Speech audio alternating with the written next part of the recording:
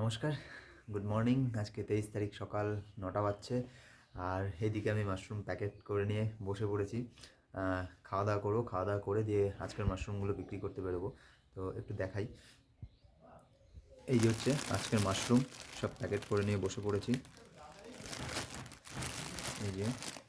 এই যে একটা ছোট্ট প্যাকেট আমার বন্ধু সমীর জন্য।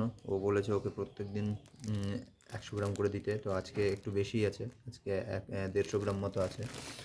আর এদিকে সব 250 প্যাকেট, এইগুলো বাদ বাকি।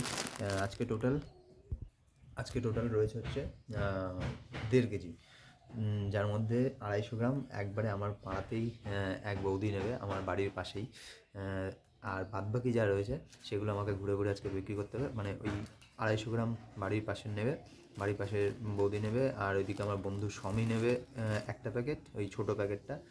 আর বাদ বাকিগুলো ঘুরে ঘুরে বিক্রি করতে হবে। তো চলুন আজকে বেরোনো যাক, আর দেখি আজকের কি গল্প তৈরি হয়।